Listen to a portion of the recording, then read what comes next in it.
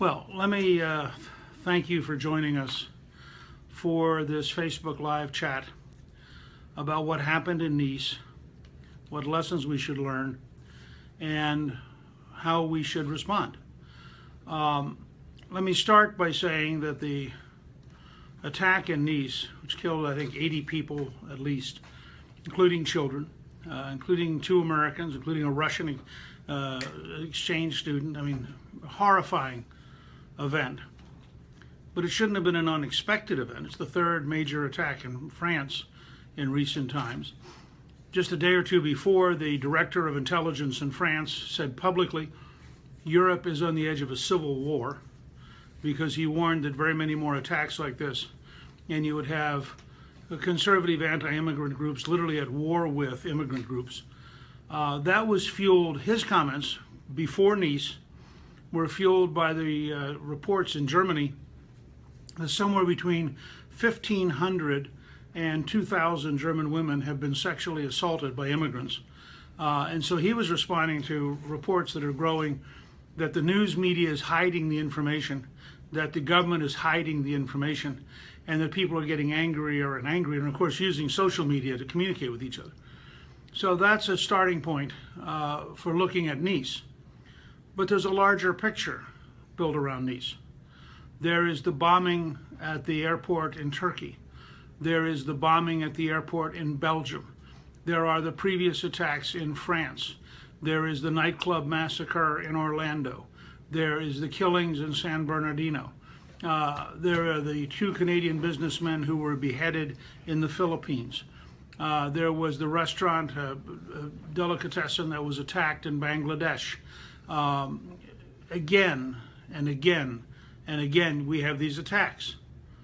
And the news media covers them with shock, with horror, and is confused about what's going on. I believe that we have to recognize that we're in a war, a very real war, with people who would destroy our civilization, and people who are being recruited on the internet, and people who are recruiting themselves. Remember, in the American cases I cite in Orlando and in San Bernardino, the primary actors were both American citizens. They weren't foreigners, they weren't refugees, they weren't immigrants. They were people who'd been radicalized, even though they lived in the United States. So we have a real deep challenge, and we need an honest conversation about that challenge. Now, it's clear that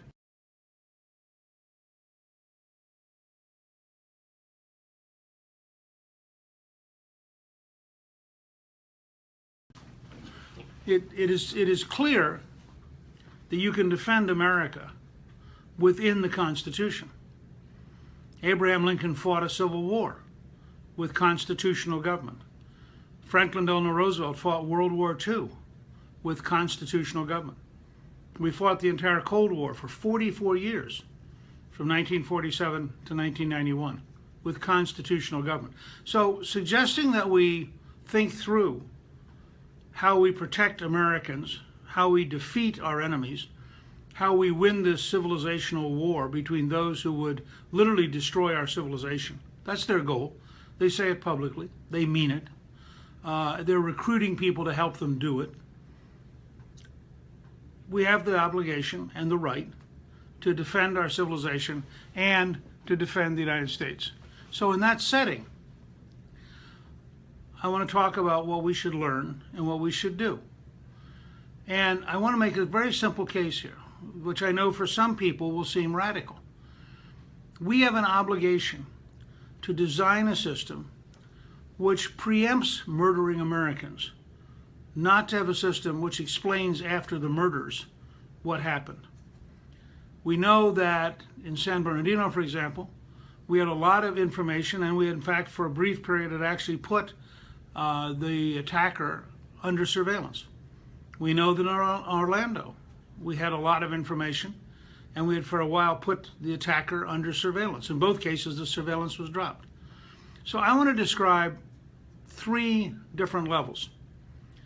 And I think this is very important because a great deal of the coverage of what I said on Fox last night, I think, has distorted the direction I was trying to lead us in, to start a conversation.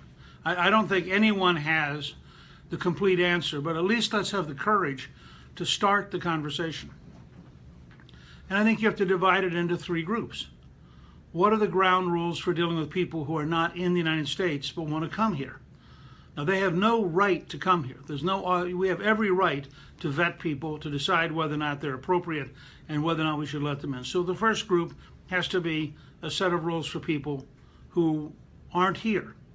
The second is for people who are here but they're not citizens, because again, they are operating under a rule of law, which, if you go back to the Smith Act in 1940, which President Franklin Delano Roosevelt signed, which required registered legal aliens to register, just as a part of trying to deal with the joint challenges of Nazism and communism.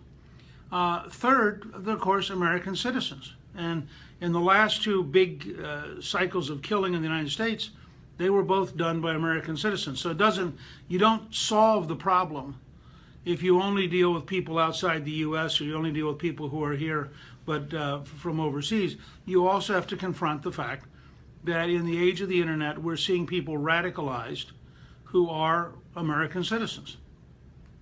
Now, let me make something very clear, because the news media went into a hysteria overnight in trying to grossly exaggerate what I was saying. If you are a practicing Muslim and you believe deeply in your faith, but you're also loyal to the United States and you believe in the Constitution, you should have your rights totally, completely protected within the Constitution. You should have nothing to fear. Your children should have nothing to fear. This is not about targeting a particular religion or targeting people who practice in a particular way. This is about looking for certain characteristics that we have learned painfully, time after time, involve killing people, involve attacks on our civilization. So I want to draw a sharp distinction here. And let me start with the most difficult area, which is American citizens. When we have the courage to look directly at the lessons of San Bernardino and the lessons of Orlando and the lessons of Fort Hood and the lessons of other places around the country where there have been attacks, Boston would be another example. One of the things that's obvious is that if we had had the kind of counterterrorism surveillance that New York developed shortly after 9/11, which has been disbanded in a way that makes no sense at all. Fact is, in that period, the New York Police Department was doing an extraordinary job of tracking potential radicals, finding out what they were doing, and, if necessary, intervening. So, for example, if we had been actively monitoring the killer in Orlando, we would have known when he went to buy guns and when he went to buy a lot of ammunition that we ought to pick him up.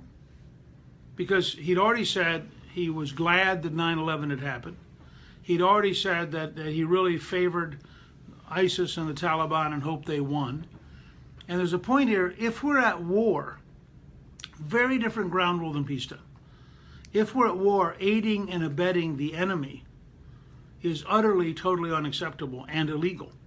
If we're at war, seeking to undermine the American Constitution and replacing the American government is an act of sedition which is prosecutable. This is very different than in a normal peacetime environment.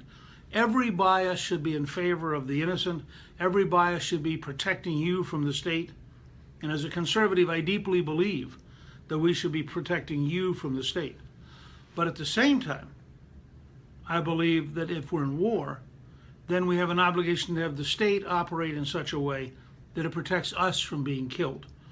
And so we need to set up a set of rules that relate to what Americans can and can't do at a time of war. If necessary, we need to figure out what the correct legal terminology is for Congress to declare war, if that's the legal precursor to what we have to get done. But clearly, 14 years after 9/11, almost 40 years after the attack on the American embassy in Iran, it should be obvious that we are at war and that every once in a while the enemy breaks through and kills people. And so it's vastly in our interest to figure out how to stop that from happening. The second group are people who are here conditionally. They're in the United States, but they're not citizens. And I think there we've got to revisit some of the court decisions and some of the laws which have transferred to them rights of citizenship and protections of citizenship, even though they're not citizens. And again, if you're law-abiding, if you are loyal to the United States, if you are supportive of the Constitution, you shouldn't have anything to worry about. But if you've come here for the purpose of recruiting people to ISIS, if you've come here for the purpose of radicalizing people, if you've come here to gather resources for terrorism, then we have every right to raise serious questions. And there, what the dialogue should be is, if you're guilty of these things, is the correct answer, if you're only here, say, as a green card resident, deportation, or is the correct answer prison? Now, with an American citizen, deportation is impossible, and it's not appropriate under the Constitution. And there, historically, we've always said, if you fought against the United States, that the correct answers were basically jail as opposed to deportation. I think we have to talk through what should be the right way of handling people who are here but are not citizens. But again, the bias should be in favor of winning the war, and the bias should be in favor of taking steps to stop people before they kill, not to arrest people after they kill. Finally, we come to foreigners, whether it's the Syrian refugees that President Obama and Secretary Clinton are so eager to bring in, or others. We have every right and every obligation to our own citizens to screen people who want to migrate to the United States, to find out whether or not they believe, for example, that you should kill homosexuals, to find out whether or not they believe you should kill apostates who leave Islam, to find out whether or not they believe you should kill Christians and Jews. I mean, there are some questions here that are very real. We also should find out, are they willing to learn English? Are they willing to assimilate? Are they willing to become Americans? One of the great problems in Europe has been the acceptance of large numbers of people who have no interest in becoming the local. They don't want to become German, or they don't want to become French, they don't want to become Belgian. And the result is you get larger and larger neighborhoods that are outside the society. And then they become ungovernable. There are sections around Paris that are called no-go zones, where the police will not go in. Well, those sections, in effect, have been lost to France. They're no longer effectively, at a practical level, French territory. That's a very, very dangerous pattern. And I think that we have to be very clear that, yes, people can come to the U.S. We welcome legal migration, but they have to come to the U.S. willing to assimilate, to learn to be American. And again, you can be an American and practice Buddhism. You can be American and practice Judaism. You can be an American and practice Hinduism. You can be an American and practice Islam. You can be an American and practice the Protestant and Catholic versions and the Orthodox versions of Christianity. We're not saying that you have to give up core beliefs. We are saying you have to decide to become an American in order to be allowed to migrate to America, because I think that we cannot allow what we've learned the hard way in Europe, and that is the growth of entire neighborhoods that are isolated from the rest of society. So that's an overview of where I think we are. And I thought that I mean, how many times do we have to witness this kind of death and destruction, these kind of terrible events, and be shocked and then do nothing? Or, as the French Prime Minister said today, learn to live with terrorism.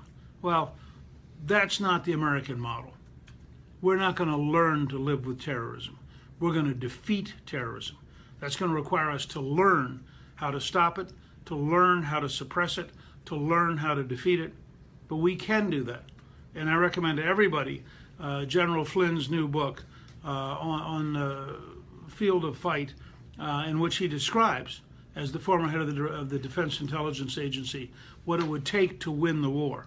Because I think General Flynn has a lot of insights that are very, very useful about what America has to do in order to successfully defeat those folks, the radical supremacists, who would like to destroy our civilization. So let me see, I think we have a few questions here. Travis Lee, how does our country defeat an ideology? The Taliban, Al-Qaeda, ISIS are all extremists. When we defeat one, another rises. It's a never-ending battle against evil. Well, it's only a never-ending battle against evil because we haven't taken seriously defeating evil. If we were, as the most powerful nation in the world, the wealthiest nation in the world, if we were to methodically, seriously take on at every level, whether it's Boko Haram in Nigeria, or it's Al-Shabaab in Somalia, or it is the Hamas in Gaza, or go down the list, Hezbollah in Syria and Lebanon, the Taliban, Al-Qaeda, ISIS. What we have to say is people who believe in an Islamic supremacist ideology, who are willing to kill in order to defeat Western civilization, are our mortal enemies, and we have to design a strategy to defeat them. And that strategy has to be multi-layered. It has to be political, intellectual, economic, communications, technology, and military. But military is a tiny part of the whole. We have to go back and, in a very aggressive way, revitalize the system. We probably right now should be translating into Arabic books that we want young people to read, because there's so few books translated into Arabic. We should be working right now to replace the madrasas that teach hatred and teach violence and teach war. And we should literally be working to close them down.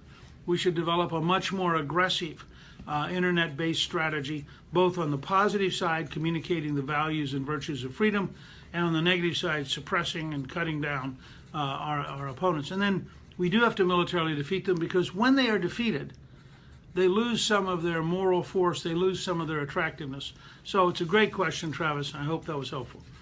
Stephen Chrétien says, what parallels do you see between today's fight and the fight against communism in the 1940s and the 1950s? I think there's actually a surprising parallel, and I really recommend Diana West's book, American Betrayal, which is a very interesting study of the communist penetration of the American government, an area which our left-wing intellectuals don't want to deal with, honestly. But because of the Cold War's ending, we got access to a great number of archives, both the KGB, the East German secret police, and a whole range of places where we learn an immense amount about what actually happened. We learned, for example, that Horatio Alger, who many on the left have defended and defended and defended, I'm sorry, Alger Hiss, that Alger Hiss, who had been defended and defended and defended, actually at Yalta had a secret meeting with Joseph Stalin, and Stalin gave him the highest civilian medal in the Soviet Union for the excellent work he had done spying against the United States. So when you read their own documents, any doubt you had about Alger Hiss has to be blown away. And it's interesting to watch hardcore left-wingers who can't cope with it. They refuse to believe it, even though we have proof. There are a whole series of papers that have been published by the CIA that involved intercepts of Soviet material that, again, shows you there was a substantial number of spies in the United States. When you look at all that, you realize we had a domestic problem.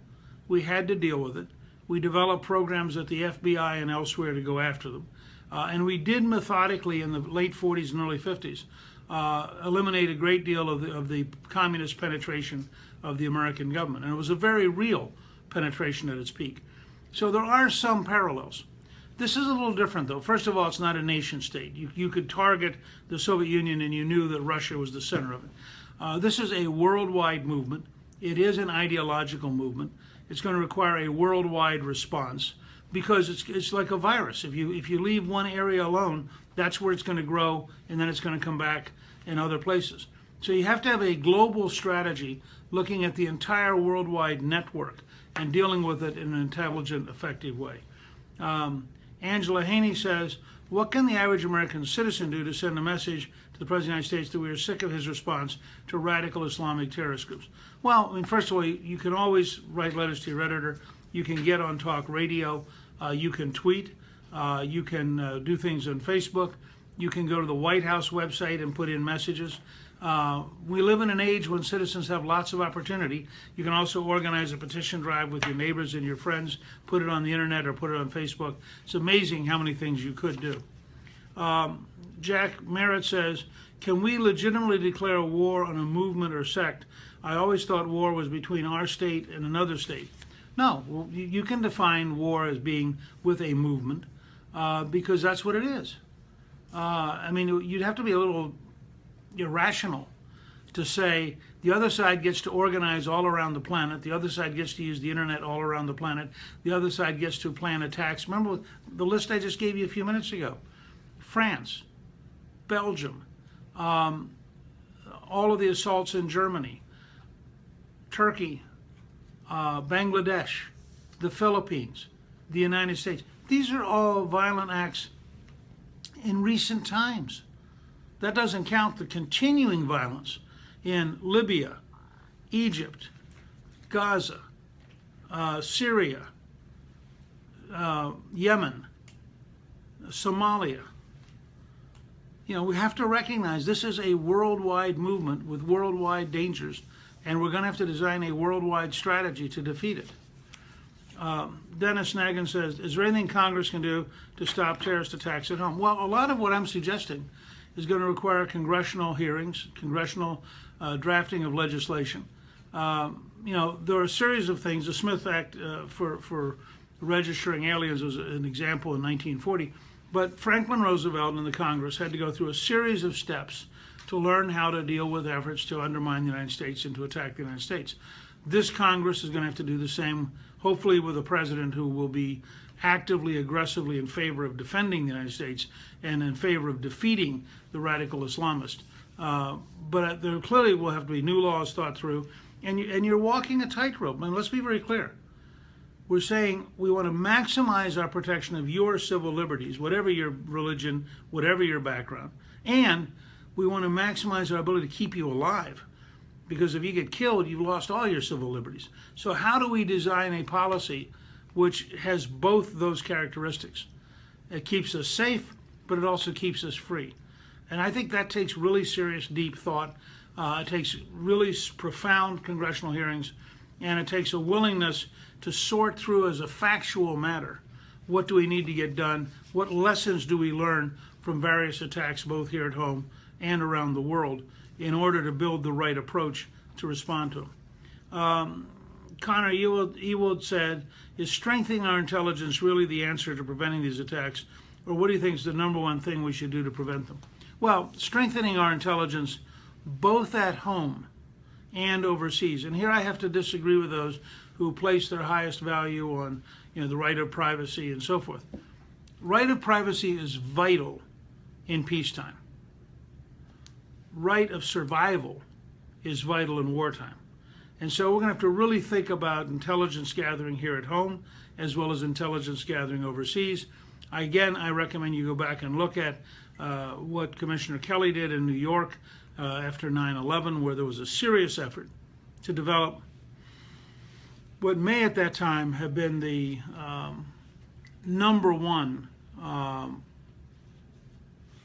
anti-terrorism effort in the world. I think New York City was better at tracking, monitoring, with the help of many Muslims, by the way. There was a huge number of Muslim Americans who are loyal to the Constitution, loyal to the United States, want to be helpful. And that's a significant part of this. How do we distinguish between people who would kill us and people who are totally loyal citizens? And how do we do so before the people who kill us kill us? I mean, it doesn't do you any good to develop a doctrine and a policy that requires the other person to have killed somebody before you pay attention. That's going to lead to bigger and bigger disasters, just like Nice with its 80 dead people and its horrifying scenes. So, so I think it's very important for us to develop and have an open public dialogue. And I think a good thing to end on is Jerry Bond's question. We know ISIS terrorists embed among civilians. How do we weed them out? In a sense, that's the whole point of this discussion today. We have enemies who want to use our own rules in order to defeat us. We have enemies who are very clever and who want to use our Constitution in order to hide. We have enemies who are prepared to destroy our civilization. Excuse me. I hope that what we have done is continue a dialogue. This is something I've talked about for a long time, going all the way back to the 1979 Iranian illegal capture of the American embassy and the holding of hostages. So terrorism has been a long study. As General Flynn points out, we are not currently winning the war. In fact, we're losing it. Just look at the killings, the bombings that you've just seen in the last few months. We have to have the courage to have an honest discussion. And some parts of it are going to be touchy. But I think the discussion is very, very important. And I think we've got to develop new methods and new technologies and new approaches that help us identify potential terrorists and deal with them appropriately before they kill. At the same time, protecting everybody who wants to be engaged in leading a peaceful life and in worshiping in peace. America, America continues to be a country which combines two concepts. That under the rule of law, we can both protect your right to privacy and protect your right to be alive. And as we were seeing once again in Nice last night, we need a dialogue about what steps have to be taken to make sure that keeping you alive gets the full treatment in the age of terror. I look forward to hearing your thoughts and your ideas, and we'll do more of these in the near future.